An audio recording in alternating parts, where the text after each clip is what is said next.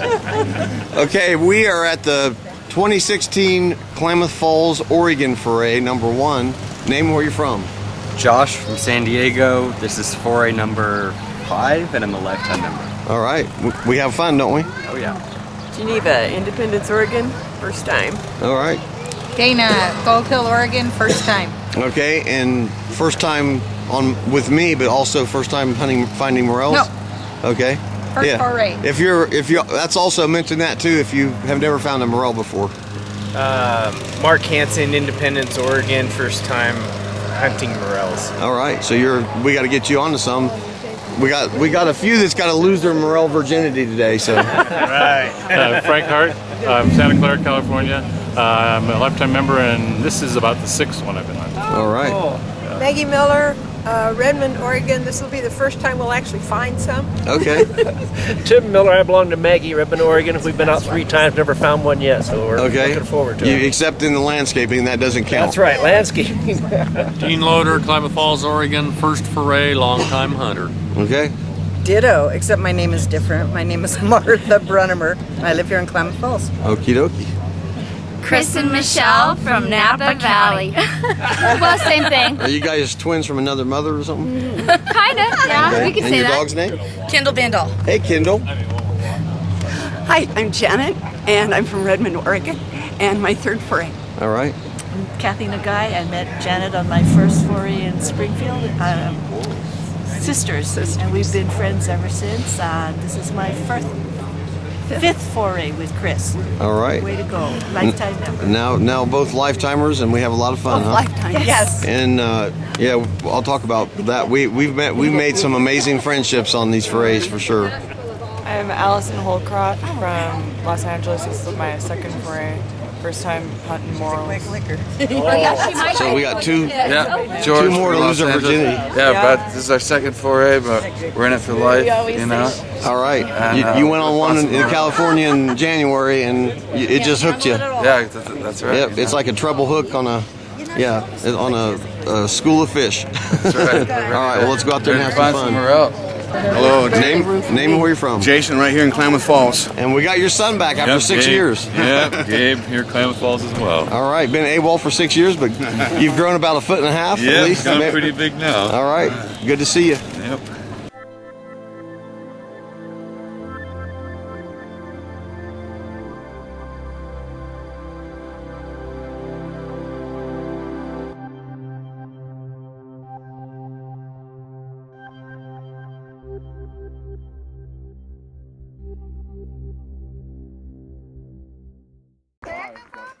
Oh, we just got something.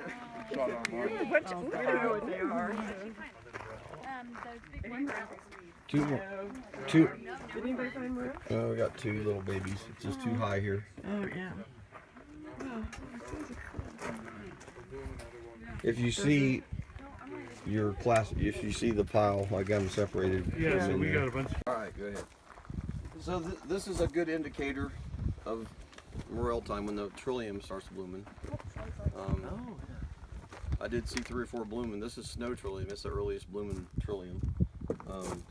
This is a white flower, and it turns pink with age. It blooms for a couple of weeks. So when it turns pink, usually the morels are bigger size. When they first start blooming, it's just it's just an indicator. It's one of the indicators you look for. And then this is a calypso orchid. And another indicator when they're blooming. I only saw one little patch of them right in the sun, and probably a lot of them gonna bloom. The thing about this area of Oregon, the normal, like most of the Midwest, you got about 3 weeks of season for morels, but because they grow in different climate, south hills and north hills, stuff like that. Here, you could probably go. This is barely. I mean, we found 2 morels, so, and they're just really young, super tight. The group found 2, and they're super young, so we're just too high. The woods hasn't bloomed yet. It hasn't, spring hasn't happened here yet. It's just now happening, and so you could come back in 3 weeks and find a lot more black. You could come back in 6 weeks and find blondes. How about lower elevations? And yeah, lower elevations. So that's the other thing. When you have mountains that you're dealing with, you probably have as much as 3 months of hunting time in this part of Oregon. So starting low, changing elevation, go higher, go to the highest point in north slope for the latest ones, and then the blondes come out a couple weeks later than the blacks. When we were here a few days later, like 3 days later, in June last year, at this very spot, blacks were pretty well done. We found a decent amount of blacks here, but we found some blondes here that were nice and fresh. So it's going to be one of the latest I've ever known right through here for the season. But so we just got to go lower and probably we're going to hit some lower spots, and we'll talk about that in a minute. These are the species. We have the spring yellow coral. It's a good edible, not as good as pink tip coral, but it's definitely worth it. And the stem, it's like broccoli almost. The stem it's just a big mass of flesh, white flesh. You can dice it up, and good to saute. They stay firm. You can even slice them about 1/4 of an inch thick and splash some olive oil on them, a little bit of garlic, and grill them right on the grill if you want. These are puffballs. These are false puffballs, every one of them. There's a little bit later, a little bit lower elevation. We might find some of the bigger textured puffballs, scalloped puffballs that we found last year. But the difference is this has an outer layer of like pig skin that peels off, that outer layer. Any true puffball that's a good edible puffball is going to be white all the way through and not have that outer thicker pig skin layer like that. And then this is one that's mature, and you can see the outer pig skin stays white, but the inside stays, that's the pores. Now the true puffballs, the entire thing will become like that with age. So that's just a big thing of mush of spores.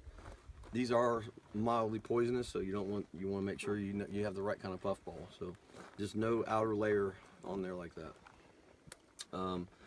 These are little polypores growing on dead pines. They're medicinal. They're not any good to eat. You just dry them, and you can grind them into powder. And you can add them to a mixture of other medicinal mushrooms, make tinctures and stuff like that, or add them to your soup. I'm going to pass these around. This is cut leaf toothwort. I'm going to pass these around. Everybody can take a little piece of the green and just taste it. And tell me what you think in a minute. We got one. This is Hygrophorus rusula.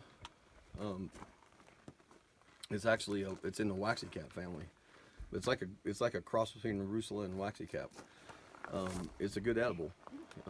They can come in the spring and the fall, and nothing that color of pinkish color, and on the stem and stuff too, with that shape. These are graylings. They're more common in the fall. I have the yellow coral. I have this rusula, and I have the grayling in my book, and I have these are orange peel cup fungi, and they're edible as well. We have a few little brown cup fungi. They're edible. They're in my book too. I didn't put these in my book. They're edible. They just don't have a lot of flavor, so I'm going to keep them. I'll keep a few at least of the nicest ones. Well, who had a book that said something? Frank. I thought they were white rusula. Yeah, somebody said that it was better kicked than picked, Yes. and a couple of other things. It's just doesn't have any flavor, even if you smother it in cream and butter and garlic. But it's good to know this, because when society fails and we're surviving, it's something that you can't eat. And some of these mushrooms have protein and everything in them. What else we got? This is a really cool. We found a few of these last year. They're very rare. I have this in my book in my 250 version, because I have a 250 version and a 150 species version of edible and medicinal mushrooms. This is a spring blue. It's like I don't know, green-blue color of Antiloma, and it comes only in the spring. It's pretty rare, has a really strong, good flavor, some scent to it, and I was hoping we'd find more of these. It would take 4 or 5 at least for me to dice up in little pieces and saute them up and let you try them just by themselves, but if not, I'll just dice it up and stick it in the soup, and you're not going to know really what you ate, but certainly not going to let it go to waste. And we have a few false morels. These are gyrometras. This is Gyrometra montana, and I once had a foray that we only found a bunch of these, and there was a guy there from the Utah Mycological Society, and he said, well, we take, we have groups of 50 and we eat them. I don't recommend any gyrometra, but I've eaten them before. However, that particular foray, we only had just a couple of morels. We lacked morels, so I said, well, if you eat them and you have a whole, mycological society that ate them, so I said, you go ahead and do them like you do. You just have to cook gyrometras longer. Morels are poisonous raw. They have toxins that have to be released when you saute them. This is like more so. So you just saute them or cook them longer. And they actually did taste really good. They tasted a lot like morels. So. What else? Then there's a lot of Antilomas are known for the little nipple on the top. It tells it it's Antiloma. That's what these are. But very few of them are any kind of really poisonous. They're just eating shoe leather or cardboard. They're just not worth any kind of. And then you have the poisonous. The poisonous ones are these rust-colored gills. They have a rust spore print. They're Cortinaria species, come in the spring, and can give you mild stomach upset. Nothing, not going to kill you or anything, but you don't have a good flavor anyway. So, and then this one is. I only picked one. It was in a clump. It's normally just in the fall. Occasionally you find it in spring, but this is it's called sulfur tuft, and normally it's more yellow on top, more green on the bottom. In the fall specifically, the gills are very green, and anything green gilled you don't want to eat. So there's a couple of other green gilled that's poisonous too, and that'll give you a stomach upset and diarrhea and vomiting. So, and then there's a few other brown mushrooms in here, various ones. They fall into the category as LBMs, and for you newbies, if you don't know what an LBM is, but you're talking to a friend that you found a bunch of LBMs, you sound like you know what you're talking about. Yeah, we found a whole bunch of LBMs, mushrooms and stuff. It just means little brown mushroom. So, there's so many of them that are just little brown mushrooms that some of them require microscopic features to even tell what they are exactly. So they're not necessarily good. Nothing any good. Yeah, nothing any good of any value culinary wise. You want me to read that phrase that was in the definition of the book?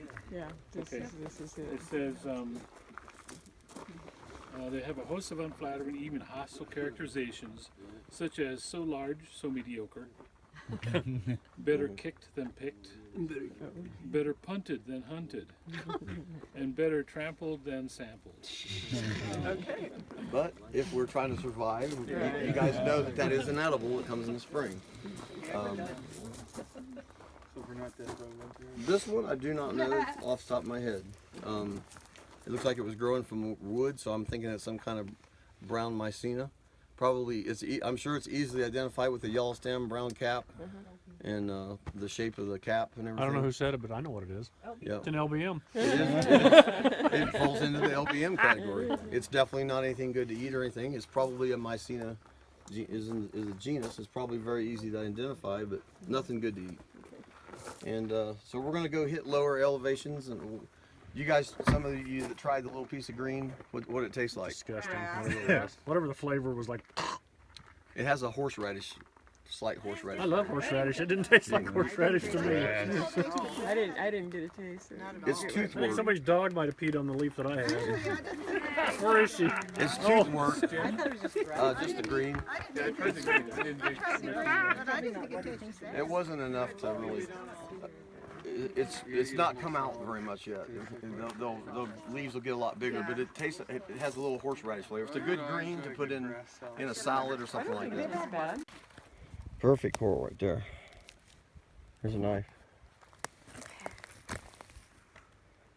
And there's bugs here. That's good too. Bugs mean it warmed up.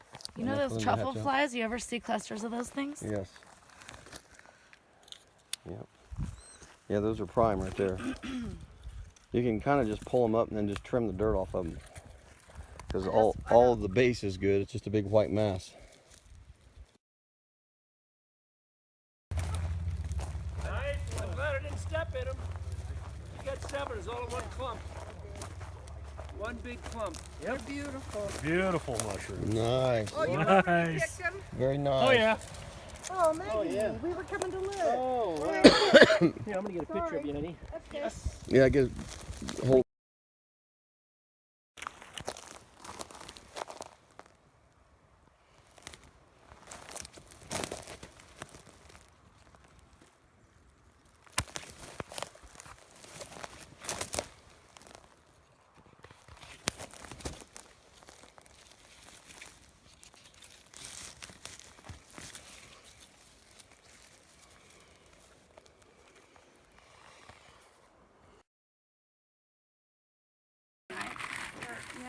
Better break that knife in.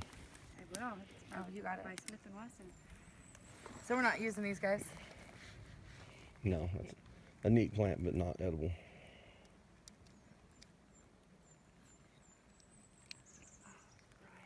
Very good. Okay. You're right. You're right. No, yeah, you can just waller that whole thing out, and then if you have a knife, trim off the dirt. That's some meat right there. Oh, we got plenty for dinner.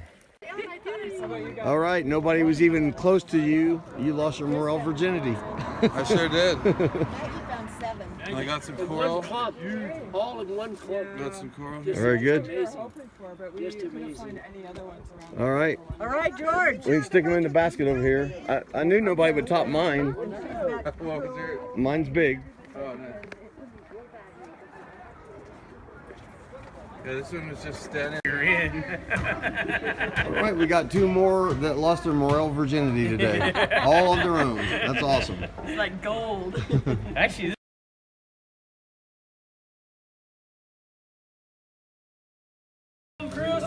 Okay, everything tasting good? Excellent. Good. Awesome. How'd you like the soup? The best. All right. Really more. I put one species of mushroom in the soup. It says unknown edibility in some of the field guides. So just let me know if you have any reactions. You're not going to pick up the phone, are you?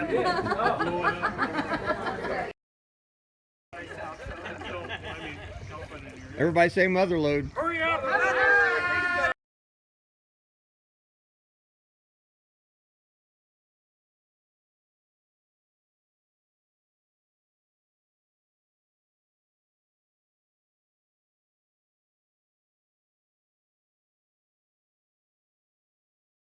See if you To see. the left. No, I just want her. Just come around here. I'll point one out. Yep, you got it.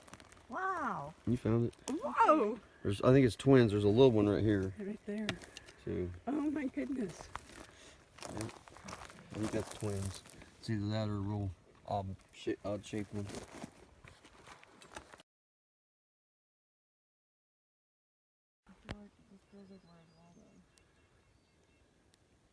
See that little tree? Yeah. A little to the left of that little tree. See it? Here's our first Morel, George.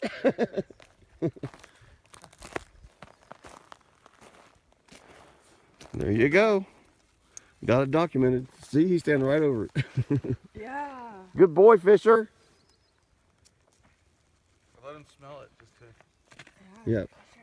Fisher. Smell the mushroom and find some more. Go find a mushroom. Come on, let's go find them.